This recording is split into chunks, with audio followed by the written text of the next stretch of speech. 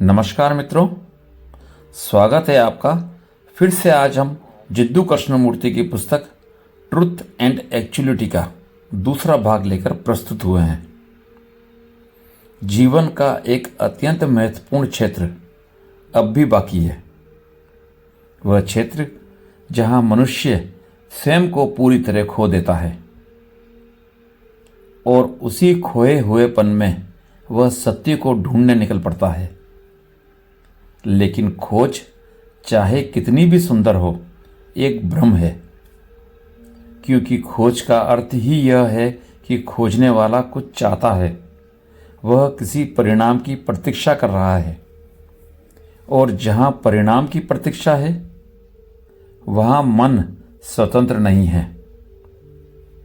वह चाह की बेड़ियों में जकड़ा हुआ है और चाह का भार मन को हल्का नहीं होने देता। कृष्णमूर्ति कहते हैं, जब तक मन चाह से मुक्त नहीं होगा, वह सत्य के योग्य नहीं हो सकता, क्योंकि चाह मन को बांधती है, चाह मन को सीमित करती है।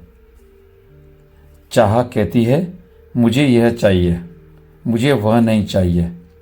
चाह हमेशा चुनाव करती है, और चुनाव वही है जहाँ विभाजन है, और जहाँ विभाजन है वहाँ संघर्ष है, और जहाँ संघर्ष है वहाँ सत्य नहीं। अब हम इस पूरी प्रक्रिया को थोड़ा और गहराई से देखते हैं।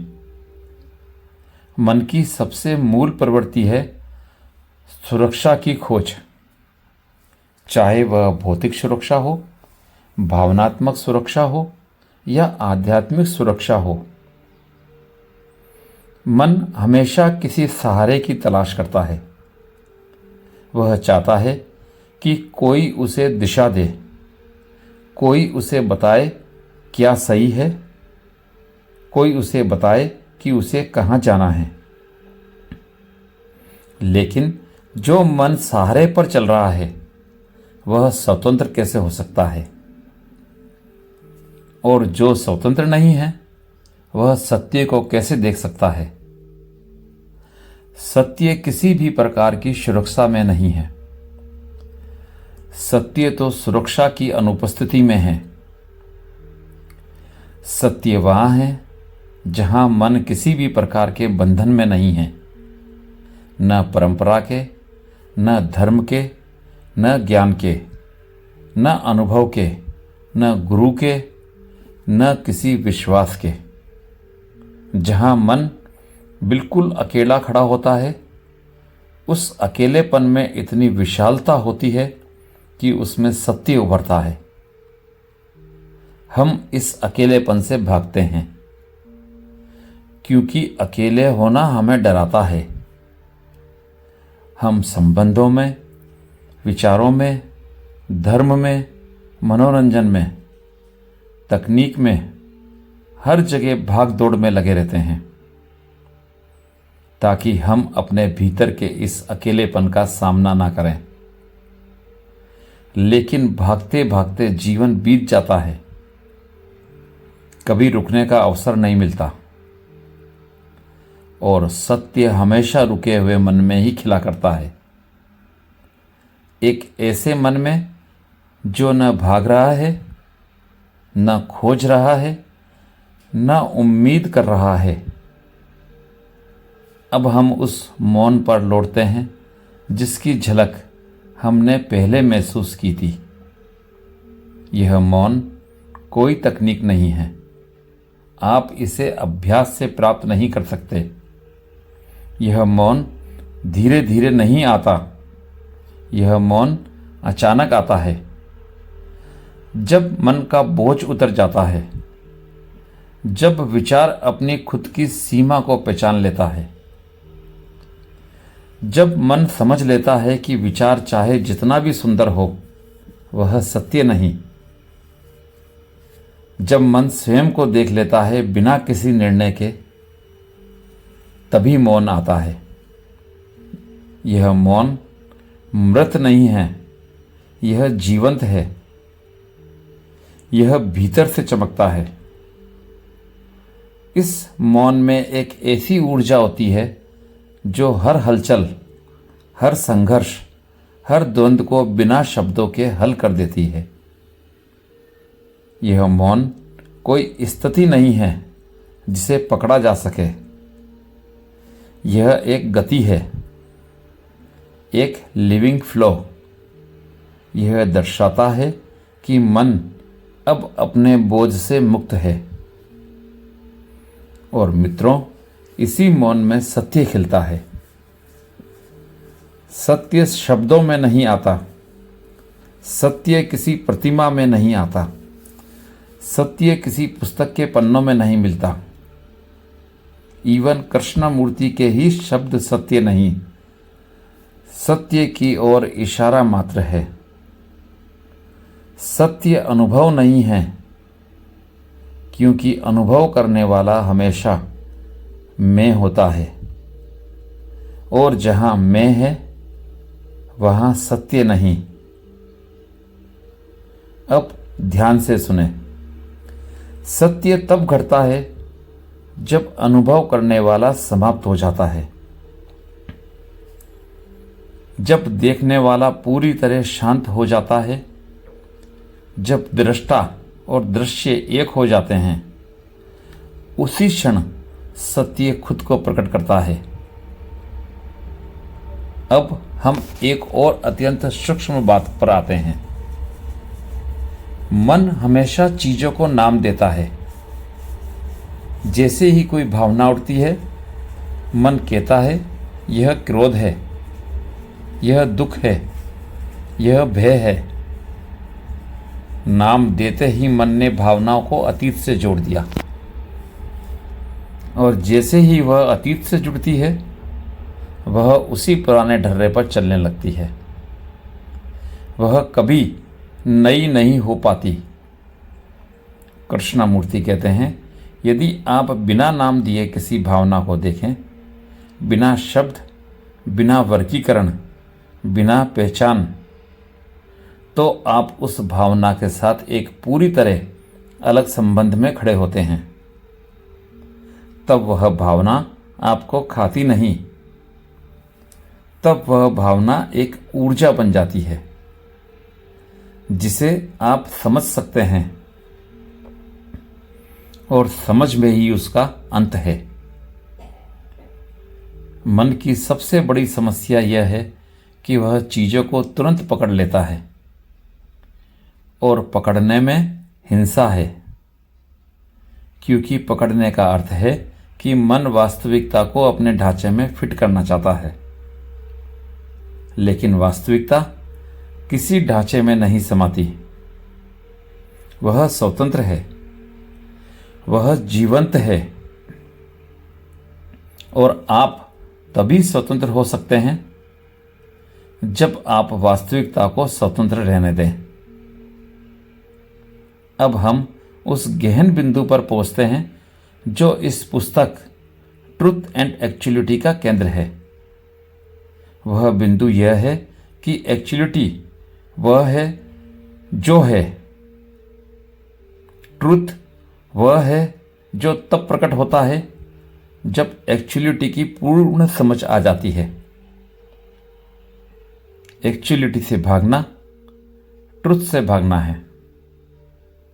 एक्चुअलिटी को स्वीकारना नहीं, बल्कि देखना ट्रुथ के द्वार की पहली सीढ़ी है।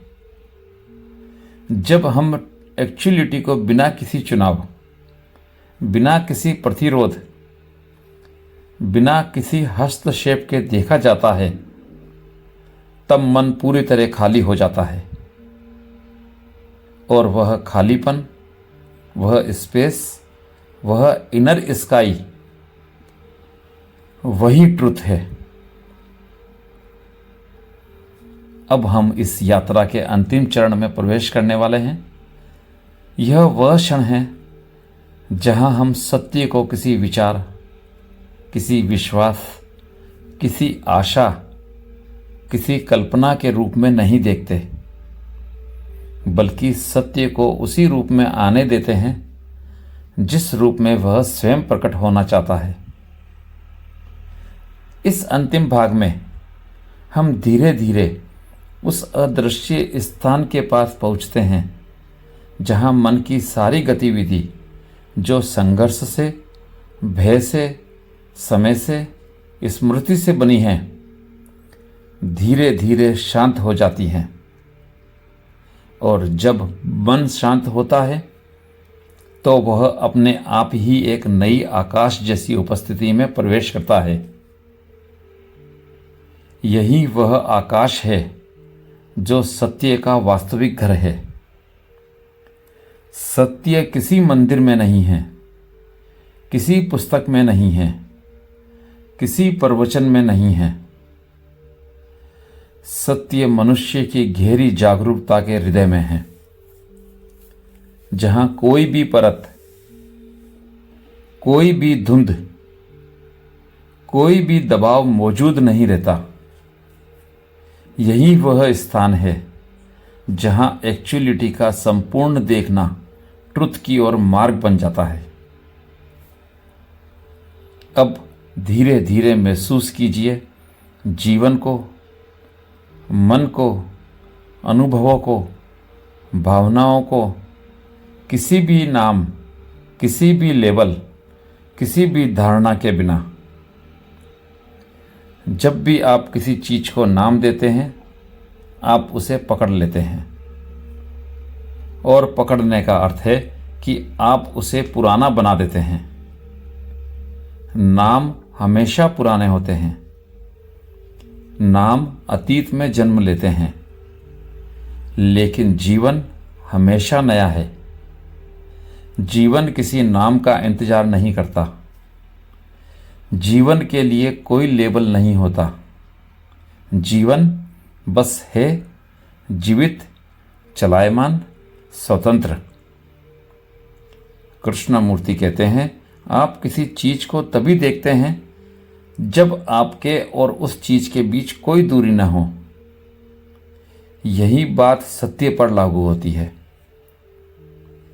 जब आप सत्य और स्वयं के बीच किसी भी प्रकार की दूरी नहीं रखते, तभी सत्य को देखा जा सकता है। लेकिन हम दूरी रखते हैं। दूरी विचारों की, दूरी आदर्शों की, दूरी इच्छाओं की। हम सत्य को पाना चाहते हैं और पाने की इच्छा ही दूरी है।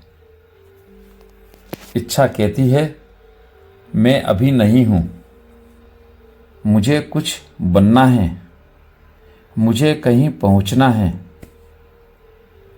लेकिन सत्य कहीं पहुंचने की चीज नहीं है। सत्य तो वही है जहां आप हैं। यदि आप स्वयं से भाग नहीं रहे हैं। अब हम एक अत्यंत गहरी बात पर आते हैं। वह है अवेयरनेस, जागरूकता। जागरूकता सिर्फ देखना नहीं है। जागरूकता में प्रेम है। जागरूकता में हल्कापन है। जागरूकता में कोई लक्ष्य नहीं, कोई साधना नहीं। जागरूकता में केवल यह समझ है कि इस क्षण क्या है, बस वही, और जो है उसे पूरी तरह देखना ही जागृति है। जागरूकता वह नहीं है जो किसी प्रयास से आती हो। वह किसी विशेष आसन, किसी विशेष सांस, किसी विशेष विधि से पैदा नहीं होती। जागरूकता तो एक प्रकाश है जो खुद ही जल उठता है जब मन अपनी ही उलझनों को पूरा पूरा देख लेता है। और जब यह प्रकाश जलता है तो वही प्रकाश प्रेम है। प्रेम वह नहीं जिसे आप पकड़े। प्रेम वह नहीं जो बांधता है। प्रेम वह नहीं जो तुलना करता है, शर्तें रखता है, अपेक्षाएं बनाता है। प्रेम किसी संबंध का परिणाम नहीं, बल्कि संबंध की सारी दीवारों के टूटने के बाद का खुला आकाश है। जहाँ प्रेम है वहाँ भय नहीं, जहाँ भय है वहाँ प्रेम नहीं, जहाँ प्रेम है वहाँ सत्य है, और जहाँ सत्य है वहाँ असत्य के लिए जगह नहीं। अब हम उस अंतिम बिंदु पर आते हैं जहाँ थॉट, विचार अपनी प्राकृतिक समाप्ति की ओर बढ़ता है। विचार तब खत्म होता है जब वह अपनी सीमा पहचान लेता है। वह समझ लेता है कि वह ट्रुथ नहीं छू सकता, उसका क्षेत्र सीमित है। वह गणना कर सकता है, योजना बना सकता है, अतीत को स्मरण कर सकता है, लेकिन वह जीवन के मूल को नहीं समझ सकता। विचार के शांत होने से एक विशाल खाली स्थान उभरता है। यह खालीपन भयावह नहीं बल्कि असीम सुंदर होता है। इस खालीपन में वह सब कुछ है जो कभी छूट गया था। शांति थी, प्रकाश भी, प्रेम भी, मौन भी, और इसी मौन में ट्रुथ खिलता है।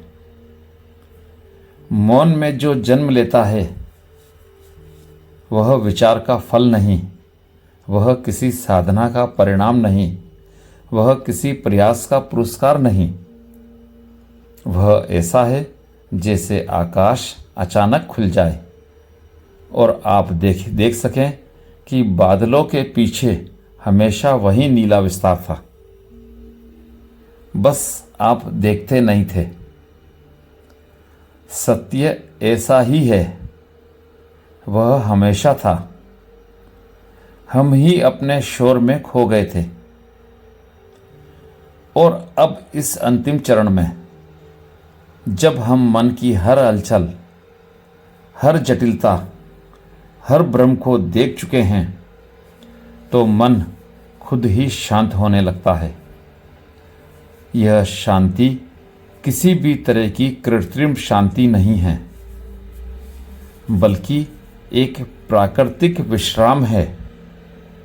एक ऐसा विश्राम जिसमें मन अब कुछ खोज नहीं रहा, कुछ पाने की कोशिश नहीं कर रहा, कुछ बनने की दौड़ में नहीं है।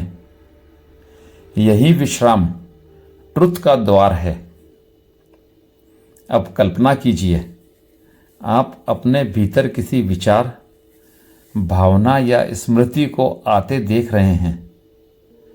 आप उसे पकड़ नहीं रहे, आप उसे नाम नहीं दे रहे, आप उसे अच्छा या बुरा नहीं कह रहे, आप उसे बदलना नहीं चाहते, आप बस देख रहे हैं। जैसे बादल आकाश में आते जाते हैं,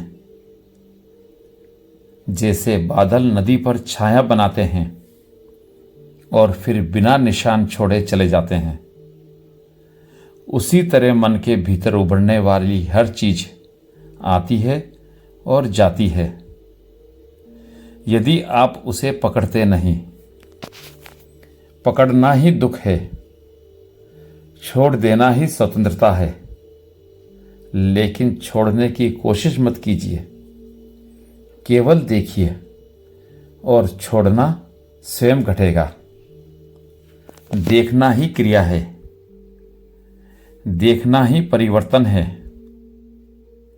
देखना ही सत्य का स्पर्श है। अब हम अंतिम निष्कर्ष की ओर आते हैं। ट्रुथ कोई उपलब्धि नहीं है, ट्रुथ कोई बौद्धिक समझ नहीं है, ट्रुथ कोई अनुभव नहीं, कोई दर्शन नहीं।